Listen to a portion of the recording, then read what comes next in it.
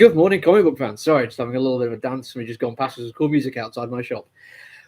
Welcome back to Comics in 5 Minutes. I'm your Everlow Shorty, and today, first one of the week officially, because yesterday was kind of an odd one. I'm going to do a righteous thirst for vengeance. Not simply, although in large part because that is a bitchin' title. Really liked it. The moment I saw that, I was ordering it. Figured, why the hell not? Give it a shot. Even if nobody's asked for it, and nobody has, I like that title enough to give it a try. Add to that the fact that I've been reading Deadly Class by Remender recently. It feels like, yeah, let's give him a shot on something other than just 80s assassination high school. And I'm going to start by saying that as much as I like this, I'm going to go through a whole bunch of reasons why I like this. It's not going to make up to my pull list. And that is simply down to the fact that I honestly don't like the idea of having to wait a month between each issue for this. It's a little bit too good and is a little bit too open-ended for me to be sitting here for 4 weeks waiting to have some questions answered. So as much as I'm not dragging out and saying, yes, this is perfect, putting a pull list, everyone should get it, I'm telling you it's absolutely brilliant, but maybe not particularly suited for a monthly release schedule. Who knows? I could be proven wrong, but in my own personal opinion, at least. I'm going to start with the artwork because that is fantastic.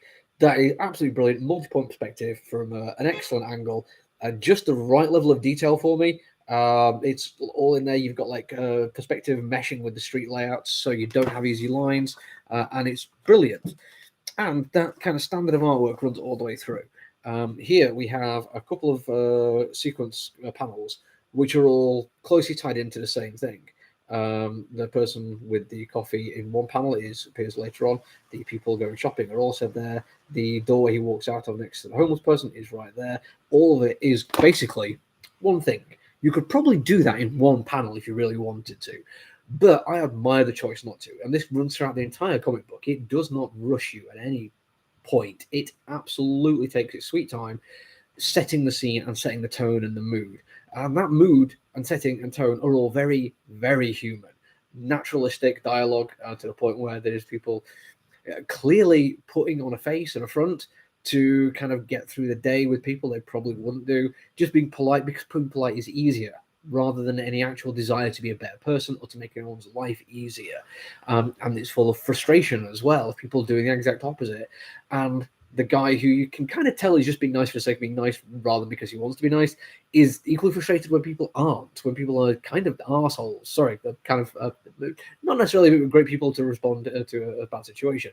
And one of them like really hits home with me. The amount of times I see this when I'm getting on a train and there's people getting off, and I'm like, yeah, okay, get off. Because to be honest, it's going to be easy for me to get on the train once you're off. But watching people like try and barge through them, making it hard for people to get off, it's going to be easy to get on the train once the other people are off the train. This is not rocket science. It's not quantum physics.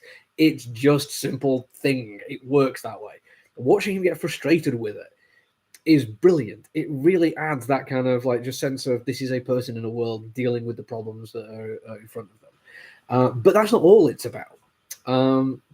This guy's clearly looking for somebody and he has a reason to go somewhere. And when he gets there, he finds absolute brutal horror. And it drops kind of in an odd situation. I'm going to try and find the pages. I don't want to show you too much of it simply because I think it's kind of best to experience it on the page. So I'm just going to... That one panel there kind of shows roughly what's going on. And what it does after that is give a kind of like flashback moments that happened earlier on. Now, I have a thing when I'm watching this kind of reading this kind of comic book, watching kind of story, I pay attention to the details. You probably noticed that from the fact that I talk about how much detail I like in this kind of story.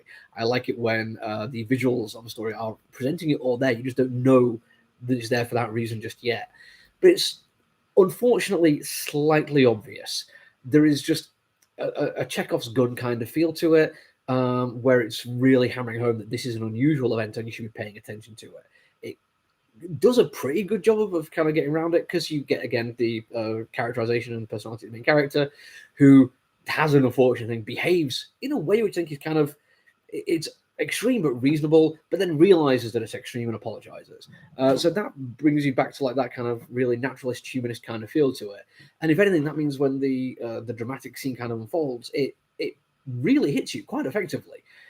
And then it's him basically fleeing, but leaving behind, unfortunately, some quite obvious evidence kind of thing, which I think anyone reading it would see that as evidence, but he doesn't.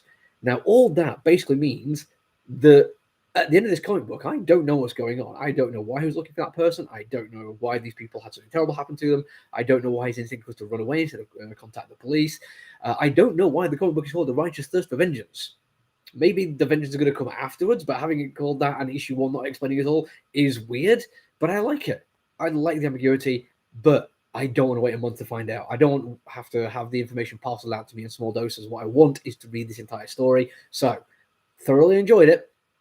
Gonna wait for the collection and read it all in one go. That's it for me today. I'm going to be back tomorrow with another review. Until then, look after each other, everyone. Stay safe. Bye.